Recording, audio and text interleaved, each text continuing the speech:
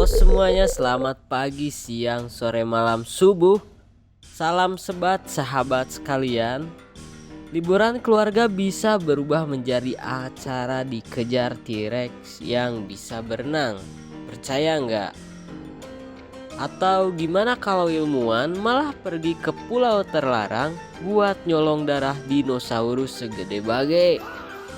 Karena di film ini yang berbahaya bukan cuma dinosaurusnya, tapi juga eksperimen gagal yang harusnya nggak pernah diciptain manusia. Di sini saya Ua Entuy yang akan menemani kalian masuk ke sebuah cerita film yang chaos, tegang, kadang bikin kesel, tapi juga absurd banget. Kali ini kita bakal bahas film terbaru yang mempertemukan kita lagi dengan dunia dinosaurus. Film yang menceritakan tentang sebuah misi berbahaya ke pulau terlarang demi mengambil sampel darah dari 3 dinosaurus raksasa untuk menciptakan obat revolusioner. Tapi seperti biasa, kalau ada kata eksperimen genetika, berarti sebentar lagi ada sesuatu yang lepas dan mulai makan orang. Nah, film ini bukan cuma soal dinosaurus, tapi juga tentang bertahan hidup, keputusan bodoh manusia, dan orang-orang yang terlalu pede masuk tempat terlarang. Jadi mari kita duduk manis, rebahan atau kayang pun tidak mengapa, dan langsung saja, this is Jurassic World Rebirth. Di awal film, kita langsung dibawa ke sebuah laboratorium modifikasi genetika dinosaurus di Prancis. Tempatnya super canggih, penuh ilmuwan yang kerja mondar-mandir, banyak orang pakai hazmat suit, vibes-nya kayak kumpulan Among Us lagi sibuk ngerjain tugas. Seekor kadal raksasa hasil rekayasa genetika, tiba-tiba masalah muncul dari sesuatu yang sangat manusiawi. Ya, bungkus coklat Snickers. Ya, gara-gara bungkus coklat nyangkut di mesin pintu keamanan, sistem jadi error. Pintunya nggak bisa dinutup, alarm bunyi, dan semua mulai panik. Ya, T-Rex lepas bro. T-Rex adalah monster hasil rekayasa genetika laboratorium itu. Makhluk absurd, besar, dan jelas bukan tipe hewan yang cocok dijadiin peliharaan rumah. Si abah yang tadi bikin error karena bungkus coklat, yap, langsung dijadikan menu makan siang. Sudah 32 tahun sejak dinosaurus kembali ke dunia, dan sekarang manusia dan dinosaurus hidup berdampingan. Walaupun ya lebih ke berdampingan sambil berharap gak dimakan sih. Di jalan raya saja sekarang ada Brontosaurus lewat santai, kayak bapak-bapak lagi cari warung kopi. Disinilah kita diperkenalkan dengan Zora, seorang mantan pasukan khusus. Dia bertemu dengan Dr. Martin, seorang petinggi perusahaan besar. Tentu saja, kalau orang korporat ngajak ngobrol soal misi rahasia, biasanya antara dapat duit banyak atau mati tragis. Dr. Martin punya tawaran besar untuk Zora. Mereka harus pergi ke sebuah tempat yang bahkan dilarang oleh hampir seluruh pemerintahan dunia untuk didatangi. Red flag jelas, tapi demi uang dan plot film, gaskeun. Lalu masuklah Dr. Henry, spesialis untuk misi kali ini. Nah, ternyata inti misi mereka bukan hanya sekedar jalan-jalan lihat dinosaurus. Mereka mau membuat obat untuk mencegah penyakit jantung. Masalahnya, mereka belum mampu mensintesis DNA tertentu. Jadi satu-satunya cara adalah mengambil sampel darah dinosaurus yang masih hidup. Dan tentu aja gak bisa dinosaurus receh, harus yang kelas boss fight agar filmnya rame. Mosasaurus, penguasa laut; Titanosaurus, raksasa daratan; Quetzalcoatlus adalah monster terbang di langit. 3 sampel, 3 misi, dan kemungkinan mati yang tidak sedikit. Mereka pun akhirnya pergi ke Suriname untuk menemui seorang pria bernama Duken, ahli penyelundupan. Kapten kapal, orang yang jelas hidupnya terlalu sering berkata, "Tenang bro, gue pernah ngalamin yang lebih parah." Lalu ada juga Bobby, bagian keamanan. Tim pun lengkap dan cus OTW. Target pertama mereka adalah Mosasaurus. Cara mereka mengambil sampel dari monster laut ini lumayan niat. Mereka harus menembakkan peluru neurotoksin. Begitu kena dan berhasil menjedot darahnya, peluru akan terlempar dan turun menggunakan parasut. Kedengarannya simpel, padahal ya begitulah. Tapi seperti biasa, kalau semuanya lancar, filmnya tamat. Tiba-tiba muncul sebuah kapal kecil yang isinya seorang ayah, 2 anak perempuannya, Teresa dan Bella, dan 1 cowok menyebalkan, yaitu pacar salah satu anaknya. Kita sebut saja NPC menyebalkan. Tiba-tiba kapal mereka bergoyang dan brak! Ada sesuatu besar menyenggol kapal.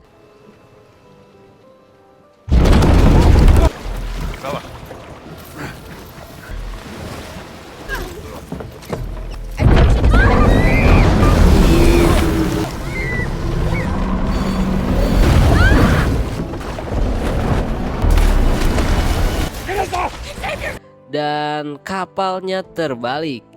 Si ayah Teresa dan Bella berhasil naik ke kapal yang terbalik. Sementara si pacar nyebelin ini, Xavier, berenang panik dan nyaris saja menjadi cemilan Mosasaurus.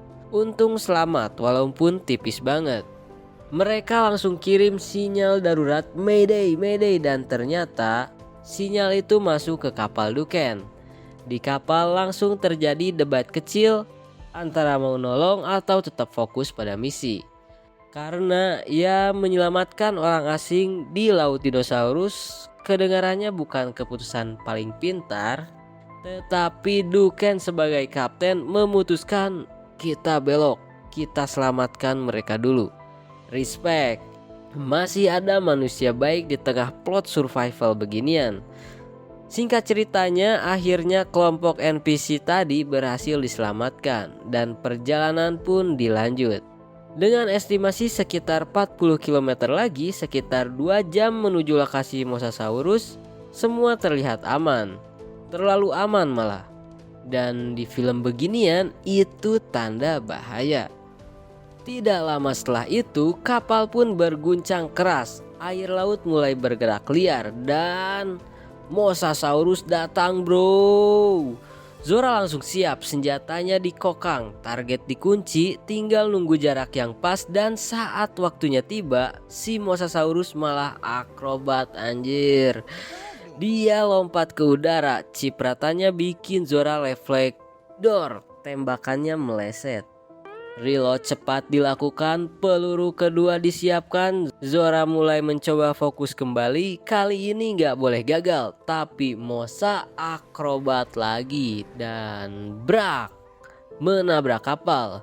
Zora terpental hampir terjatuh, tetapi berhasil bangkit kembali, membidik ulang dan dor, gacap, peluru kena. Sampel darah pertama berhasil didapatkan.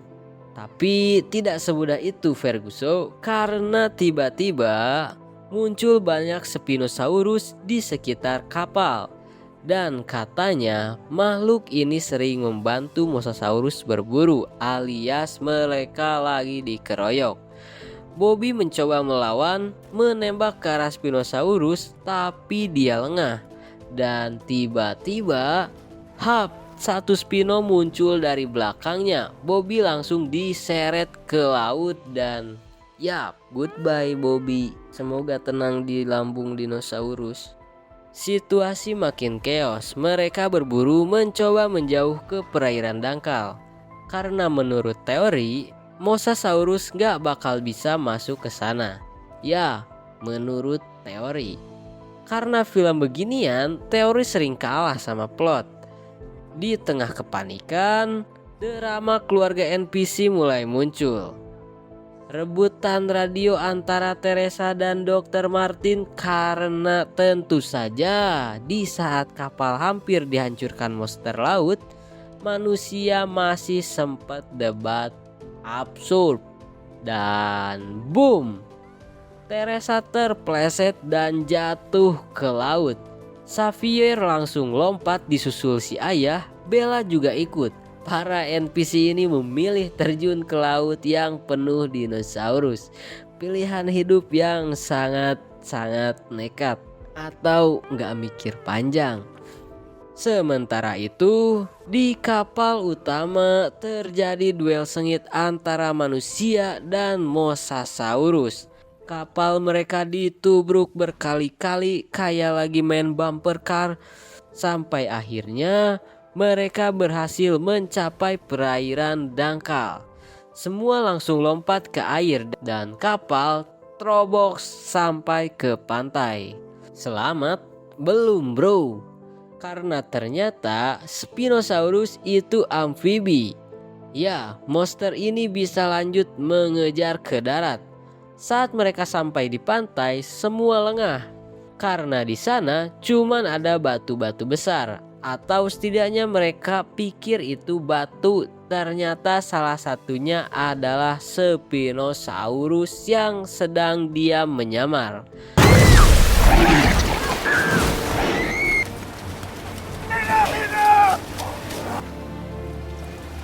Literally jump scare sih. Dan Nina pilot kapal langsung dijadikan cemilan makan siang. Dan korban kedua. Film ini benar-benar sedang mengurangi cashnya satu-satu. Tapi misi tetap harus jalan. Karena udah sejauh ini masa balik cuman bawa trauma. Sebentar bro, kelompok NPC tadi ternyata bukan NPC biasa. Mereka selamat bro.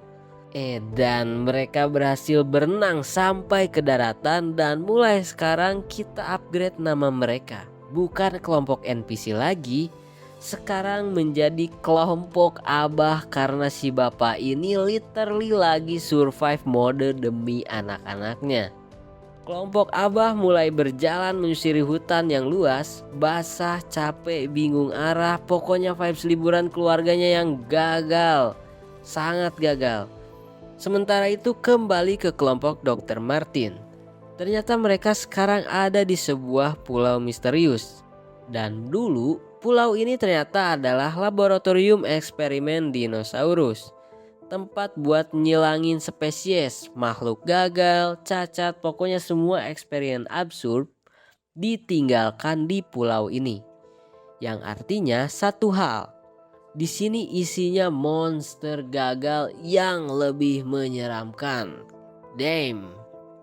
Mereka terus berjalan lewat rawa, lumpur, hutan, nyari target kedua yaitu Titanosaurus. Balik ke kelompok Abah, hari mulai gelap. Mereka menemukan pipa raksasa dan berharap pipa itu menuju desa atau tempat pertolongan. Harapan khas manusia tersesat. Malam pun tiba, semuanya tertidur kecuali Xavier yang sedang jaga malam.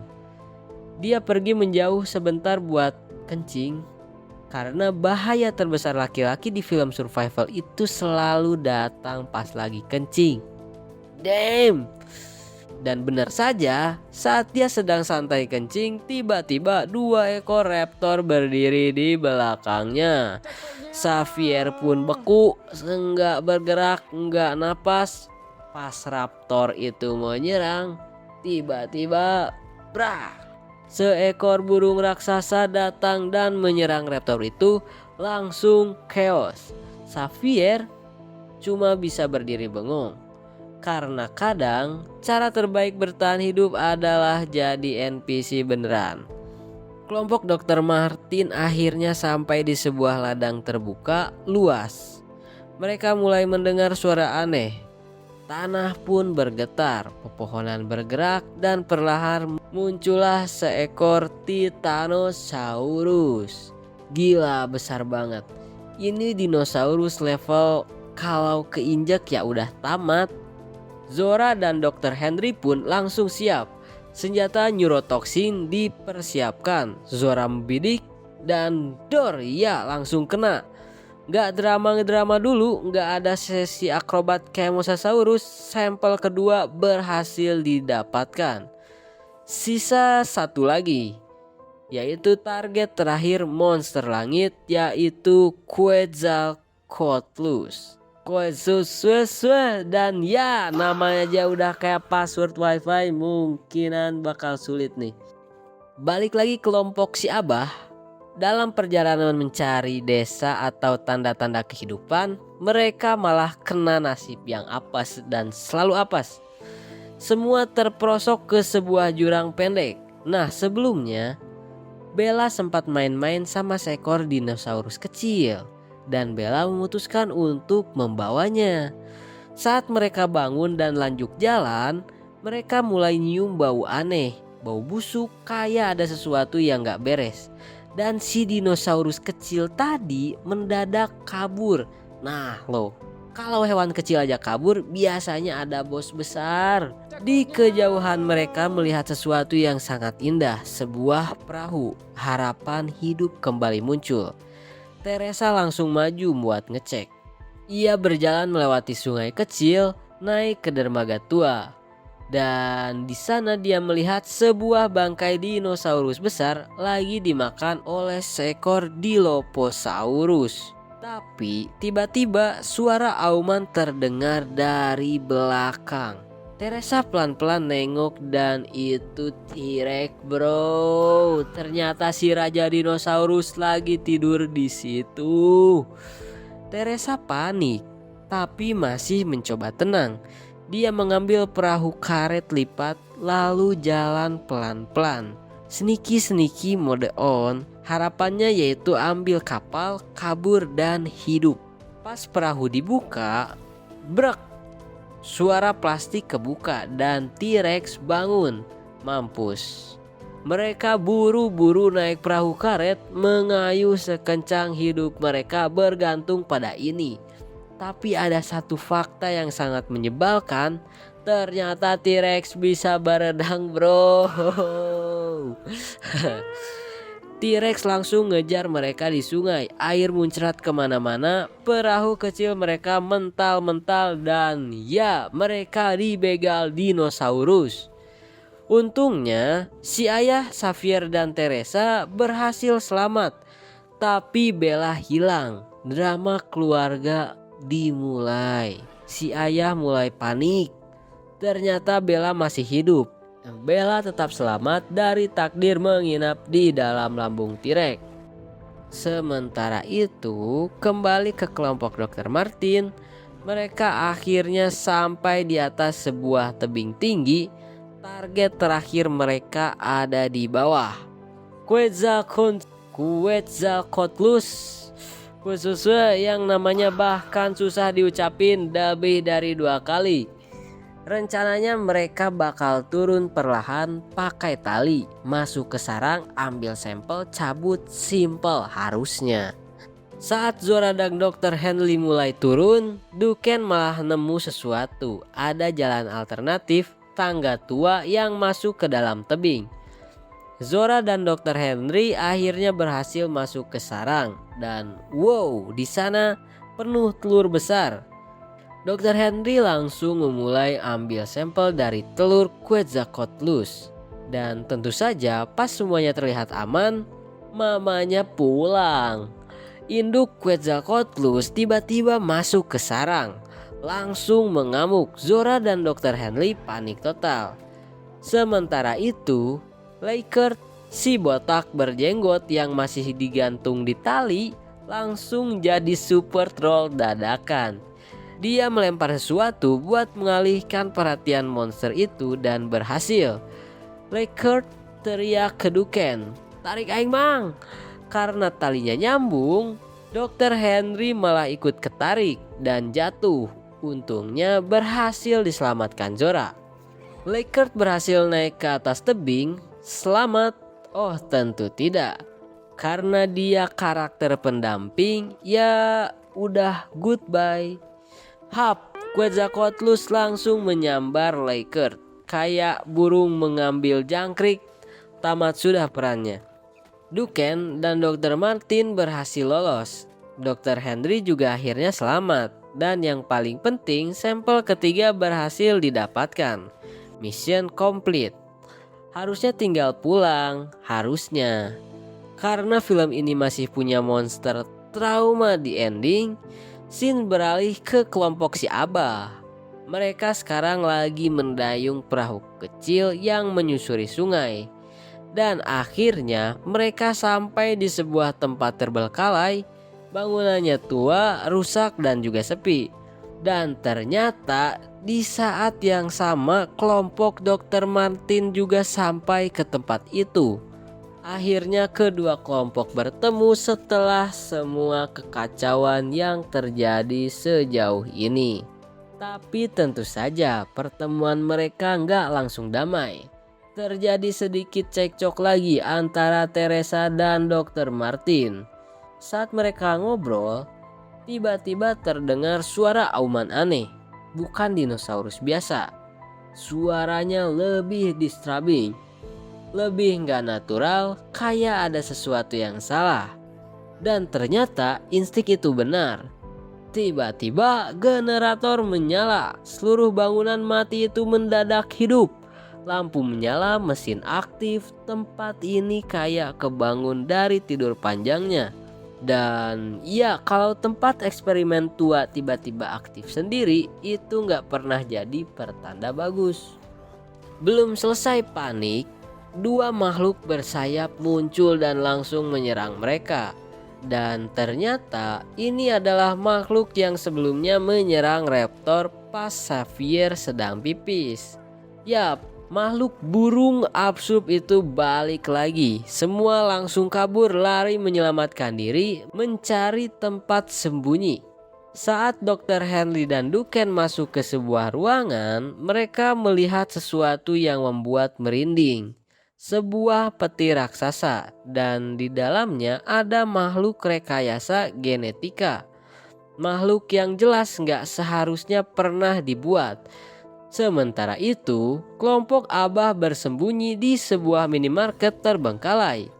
Bella melihat lagi dinosaurus kecil temannya, dan yap, benar, Bella menjadi perhatian dinosaurus itu. Sok ngahambat pisannya. Ngahambat pisan erek lempang erek hayang anggeus teh kok ayak wae atuh naon doy ya teh. Tiba-tiba dari atas plafon muncul seekor dinosaurus lain dan semua langsung panik lagi. Untungnya mereka berhasil kabur lewat saluran air. Di sisi lain, helikopter akhirnya datang. Harapan kembali muncul. Helikopter mulai mendekat tapi Dr. Henry terlalu jauh. Dia teriak pun percuma, tidak terdengar. Dan ya, namanya juga film, tiba-tiba ada flare gun. Entah dari mana, pokoknya ada. Duar! Flare gun ditembakkan ke langit, pilot lihat helikopter pun mulai turun. Mereka selamat? Belum bro. Di belakang Dr. Henry perlahan muncul sebuah siluet raksasa. Besar, aneh, dan bentuknya nggak natural.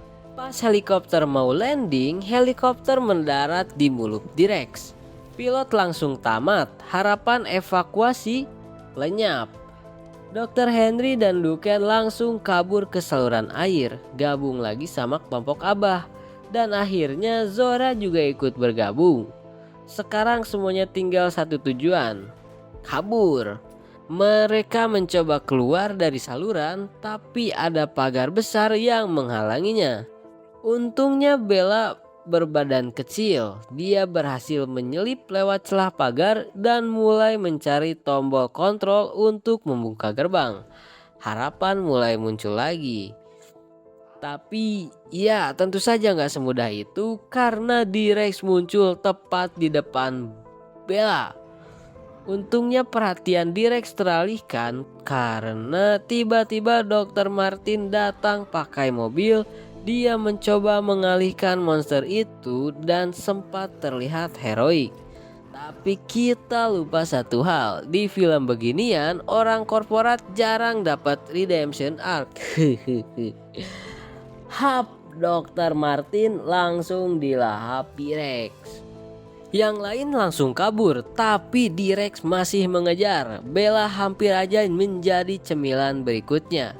Dan di saat genting, Duken nyalain flare. Perhatian monster langsung pindah dan berhasil. Tapi konsekuensinya besar sekali. Duken mengorbankan dirinya berdiri sendiri mengalihkan perhatian monster supaya yang lain bisa kabur. Hero moment bro. Kelompok lain akhirnya berhasil melarikan diri menggunakan kapal kecil. Sedih karena mereka kira Duken sudah tamat. Tapi tunggu dulu. Di kejauhan ada flare ditembakkan dan ternyata Duken masih hidup bro. Plot armor veteran bekerja. Akhirnya setelah semua kekacauan yang terjadi soal monster dan dinosaurus yang serba-serbi, mereka semua berhasil pulang. Tamat.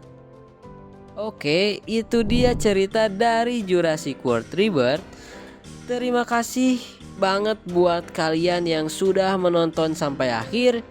Jangan lupa klik like, subscribe, dan komen biar adsense saya lancar. Sampai ketemu di cerita berikutnya. Terima kasih. Assalamualaikum.